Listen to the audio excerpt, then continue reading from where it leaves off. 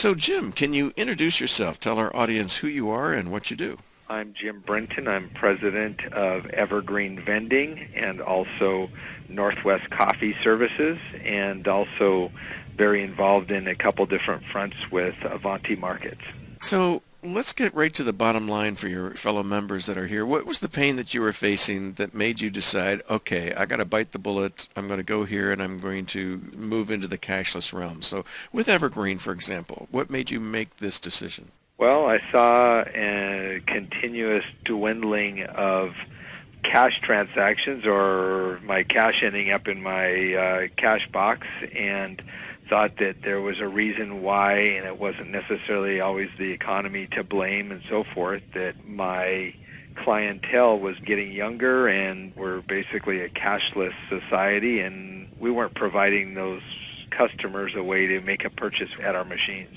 So people have been hearing about this. I mean, I've talked about technology for a long time, and everybody, when the internet first came out, everybody's like, oh, you got to go there or you won't be there. I mean, where do you think we are in this movement toward, people are telling the vending industry, man, you got to go cashless. But how soon? I mean, do you think this is already passing us by and we got to jump on board before we get left behind, or where are we on this curve? Obviously, we're at the very beginning of the curve for the industry as far as being able to move over into cashless. But the thing is I think that we've been some of our biggest enemies in this in not getting there quicker. We're going to talk about Avanti Markets a little bit with my experience there, but one thing I will share that kind of bleeds over into the vending side is that over 50% of my transactions in those markets are cashless. So it tells me that I have a customer base out there, and those are the exact same locations where Evergreen was operating vending machines or other companies operating vending machines. So all of a sudden we have gone from what we thought was a customer base that really wasn't very interested in cashless to dealing with a customer base that over 50% of the transactions are cashless. So it just tells me that where our industry thought there wasn't a need, there's actually a very large need. 50%, that's substantial. Over 50. Over 50, wow.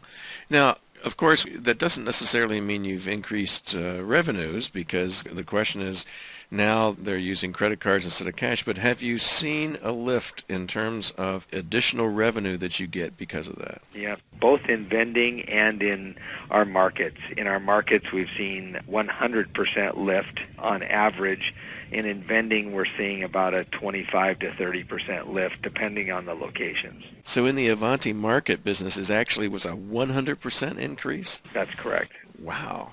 That's pretty impressive. And you said 30 to 40% in the vending? Yep. Depends on the location. Really on the clientele and the demographics and so forth. We've seen in vending anywhere from as little as 10 to 15%, but on average in the 20s, and in best case scenarios, 30 to 40%. Now, when you were trying to make this decision, I'm assuming that you did your own due diligence and you looked at other opportunities and possibilities. So what made you decide that you wanted to go with the NAMA system? Well, I'd looked at several others, and obviously one of the barriers that we've had to deal with is this microtransactions and the costs that were involved with it. And when NAMA came forth with their program that showed us that all of a sudden what we thought were transaction costs that were just too high and where we couldn't deal with them, all of a sudden we found that they were able to be dealt with, and they were reasonable enough that absolutely made sense for us to move in that direction. Well, if you look at it now and just looked at the bottom line profit, you had a certain amount that you had to invest up front for hardware. You've got fees that you've got to pay along the way. Can you kind of bottom line it of what you think this has done in terms of increasing your profitability? I think not every location is going to be a cashless location as of today, but in the locations that have made sense for us to go and put cashless out there, which we, as of today, have about 600 units installed, and we're getting ready to do our next wave of installations, I believe there's several $100 increase to our bottom line even while we're paying off this equipment. So even while you're paying off the equipment, you're getting $100 plus per machine per year? That's probably being very reasonable there. Okay. So what happens when the equipment is paid off? I mean, what do you think the lifetime value of this increase could be? I think that the lifetime value is going to continue to increase because as our society moves to more cashless and they come to realize that vending is a place where they can use cashless. I think one of the reasons why the numbers have been so soft in the past is that we've had very little penetration out there in the market, and cashless has been so spotty that customers just have not gone to use vending with the mindset that they can actually use cashless. As we get more penetration and more saturation through our industry, I think it's going to become even a greater plus for myself and other operators just because of the fact that we know the transaction ease, the ring ticket increase that we can get from our customers and so forth, and that they're much less price sensitive when it comes to cashless.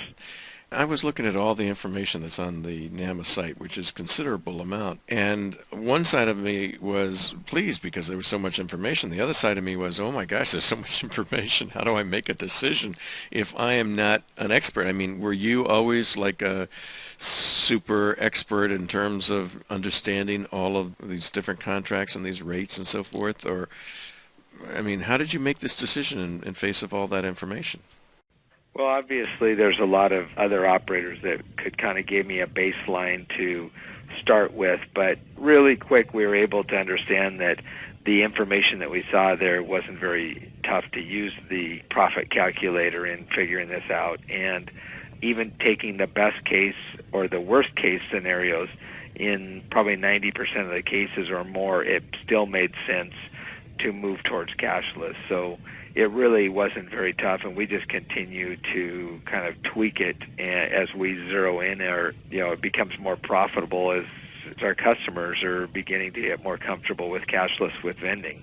It seems to me the big advantage of being a part of an association's solution like this is that when you're an independent vendor and you're out there working and you've got to go up against the bank and try to negotiate and so forth, you don't have a lot of power at the negotiating table. But if you get over 1,000 people doing anything, you get a lot more buying power. You get a lot more attention when there's problems. So how good do you think NAMA has been so far in terms of getting good rates, getting a good system put together, one that they can really be proud of and support? Well, I believe that they've done an excellent job at it.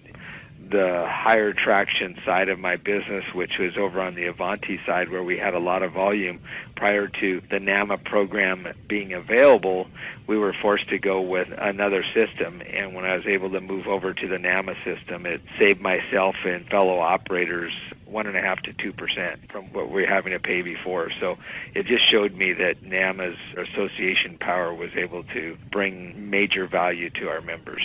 Well, it must have some comfort, too, to know that if you're talking to Bank of America, you're not just talking Bank of America and you're evergreen, but that you're evergreen, and as a member of NAMA, you've got all of NAMA behind you, because if you're unhappy, other members are going to be unhappy. And if all of NAMA gets unhappy, then you've got a lot more clout when it comes to talking to people about these things. We certainly do. Anytime we can be involved with something that way, whether it's a co-op or a association group like this that can bring one kind of synergy to deal with a company, it certainly gives us the power to get the best deal out there. Well, tell me a little bit about the application. I mean, let's say today you say, okay, I'm going to do it. I'm going to say yes. I mean, how long does it take for this process to be up and running, and how difficult is the hardware to get installed and make sure it's working right? In other words, just how hard is it to get going? A lot simpler than most people think. I mean, it's filling out a couple forms with Bank of America that gets them there set up, and then basically buying the hardware is readily available, and installing it on your machine can be anywhere from 10 minutes to maybe 20 minutes to install it, and 20 minutes later you're now taking credit or debit at your vending machines. You telling me that if I've got the person that's going to go out there and install it, that an hour after he, walks in, he's going to be able to walk out and people are making their transactions and it's starting to bring money to my business? Absolutely. Wow. That is a lot better than I thought. I mean, I couldn't imagine exactly how long it would take, but that sounds pretty good. So what about customer service once these transactions are coming in, and Oh boy, you look at some of these statements from credit card companies and it's really hard to tell what's what and where the fees are and where the gotchas are. I mean, how easy is it for you to go through and really know what you're being charged and whether you're getting a fair shake and so forth?